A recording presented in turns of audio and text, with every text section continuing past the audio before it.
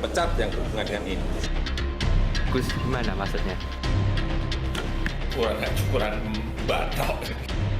Juga menterinya dia lapor. Udah ambil sepedanya.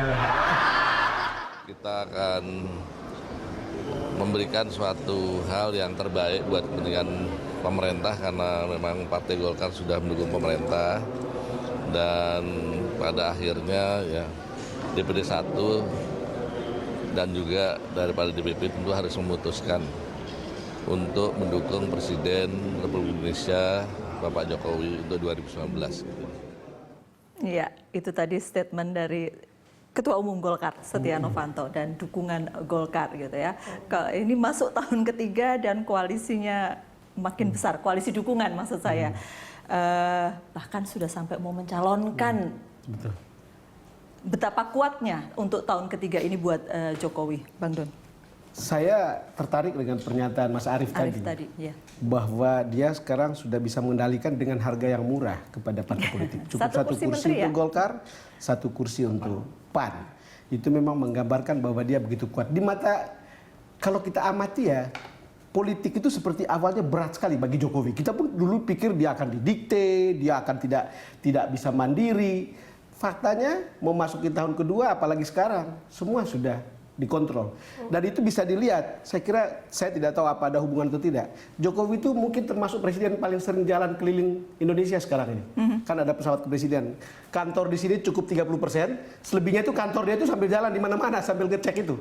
Iya. Berarti dia betul-betul yakin politik itu sudah terurus dengan baik, sehingga tinggal cari ke mana-mana untuk lihat proyek-proyek itu untuk jalan apa enggak. Gitu. Politik sudah terurus dengan baik, tapi ini baru tahun ketiga ya, masih ada tahun ketiga. Ketika sudah terurus dengan baik, itu kan sebelumnya tidak terurus gitu kan. Dan yang namanya politik tidak ada sesuatu yang kemudian sangat kuat sekali dalam tempo yang permanen gitu. Tidak ada yang abadi. Ya, tidak ada kawan yang abadi, tidak ada lawan yang abadi. Ya, walaupun koalisi besarnya sekarang tidak gaduh, tapi kan ya. baru 2 tahun. Masih perjalanan tahun masih ketiga, Mbak Sonia. ada masuk tahun ketiga. Kan ini baru tanggal 21, Mbak. Oke, baiklah. Berarti kan masih ada 365 lagi. kali 3 gitu kan, kali baru tambah sehari. Artinya kan itu berarti Pak Jokowi mesti lebih hati-hati lagi. Jadi walaupun tadi Bang Don bilang udah dibawa kendali, kita kan nggak tahu apa yang terjadi 3 tahun ke depan, apalagi bicara politik. Artinya apa yang sudah diraih sekarang ini tidak bisa begitu saja kemudian meremehkan sudah dibawa kendali. Ada warning ya kira-kira seperti Mas Arief bilang tadi, bikin kebijakan bukan berarti kemudian ya sudah lepas satu harga, harus kontrol ada, nggak bisa sudah selesai kira-kira, belum selesai. Menurut saya ini baru awal Mbak meletakkan dasar-dasarnya. Saya kira politik itu kan selalu seperti pisau bermata dua ya. Ketika Jokowi di awal pemerintahannya dinilai oleh publik lemah, kita mencemaskan kemungkinan pemerintah tidak akan berjalan smooth karena akan terus diganggu oleh partai-partai penentang Bukan presiden. hanya itu, hubungannya dengan ketua partai politik juga jelek. Tapi kemudian dalam 2 tahun Jokowi bisa membalik itu semua. Dan kita sekarang dihadapi pada kecemasan baru. Kalau Presiden Jokowi sedemikian kuat, apakah dia masih mau mendengarkan kritik? Nah, buat saya itu buat saya penting sekali karena kalau itu tidak dijalankan, terutama kita Bang Don di media dan sebagainya, jangan-jangan nanti berjalan ke arah yang tadi. Nah, kita terlalu confidence. Tadi kita sudah bilang, Mbak Nunung, saya tambahkan sedikit soal BBM satu harga. Saya kira tugas kita memastikan bahwa itu berjalan terus. Jangan sampai itu diselundupin ke Papua Nugini loh. Karena harganya murah bisa diselundupkan ke kalau tidak dijaga betul gitu ya. Mas Edi. Ya, persoalan politik juga saya setuju bahwa persoalan politik belum selesai benar, apalagi dengan Golkar ya. Golkar itu besok aja bisa berubah kan. Enggak cuma Golkar. Iya. Contoh Pilkada Jakarta. Pilkada Jakarta ini juga artinya apa? Kemauan politik presiden tidak terdeliver dengan bagus gitu kan. Pilkada Jakarta ya, pencalonan ini. Itu membuktikan bahwa ya di parlemen sekarang memang selesai, tapi permainan di luar itu masih terus saja dimainkan oleh politisi-politisi. Jadi kalau Arief mencemaskan overconfidence itu tadi, apakah Mas Hedi? Saya kira tidak. Setuju. Saya contoh paling real adalah Pilkada Jakarta, pencalonan Ahok ya. Siapapun tahu bahwa ini adalah all president man ya. Tapi toh tidak didukung oleh partai-partai koalisi yang mendukung dia juga kan. Jadi, artinya ya politik itu sangat situasional. besok kayak gini, ini bisa berubah. Bahwa Presiden Jokowi bisa mengendalikan parlemen sekarang ya, sebagai parlemen DPR, itu benar gitu, benar. Tapi di luar itu masih yang harus masih banyak yang dia perlu lakukan untuk menata politik di Republik ini. Jadi belum sepenuhnya aman kalau saya dugaannya belum sepenuhnya beliau itu bisa memerintah seenak hatinya juga enggak. Gitu. Saya punya keyakinan begini kira-kira stepnya. Dulu susah dikendalikan dan sekarang sudah bisa dikontrol, lalu kemudian pembangunan berjalan, lalu kemudian kan menjadi politik itu populis, tidak lagi di tangan elit. Saya rasa itu tahun ketiga, keempat, kelima, kalau hasil dari yang dia jalankan sekarang nyata, itu tidak akan ada lagi kekuatan yang bisa memaksa seorang presiden atau mendikte, terutama kekuasaan politik. Kalau akar rumput sudah tahu dan menikmati apa yang sudah ada. Jangankan menikmati, mereka melihat ada cahaya di lorong sana, di ujung lorong saja. Itu pun mungkin sesuatu gitu. Saya cuma melihat itu. Jadi kalau lihat langkah-langkah seperti sekarang, saya termasuk tidak terlalu pesimis untuk karena kalau tidak terlalu pesimis tentang dukungan. Karena begitu rakyat melihat sesuatu dan kemudian ada kekuasaan di dalamnya, saya yakin juga itu perekat mungkin ya untuk partai-partai lebih banyak berkoalisi.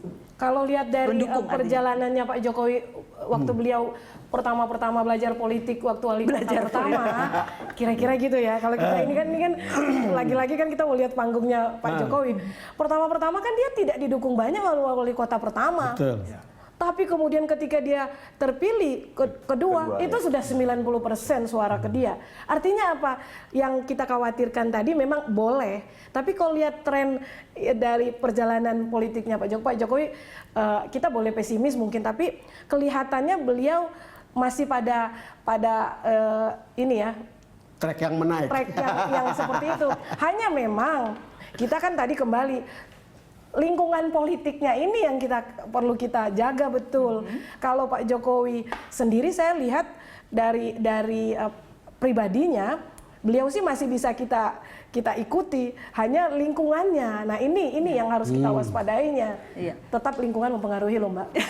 Iya betul, saya setuju. Seperti Sonia tadi katakan, ini baru masuk baru 2 tahun sekian, baru 2 tahun, masih ada 3 tahun lagi. Kalau kita sudah sampai di bagian akhir, saya ingin dapat gambaran Kang Hedi, 3 tahun masih harus berjalan. Ya, 3 tahun menurut saya bukan pekerjaan yang mudah bagi Presiden Jokowi. Satu persoalan ekonomi kita masih belum selesai, itu yang sangat berat.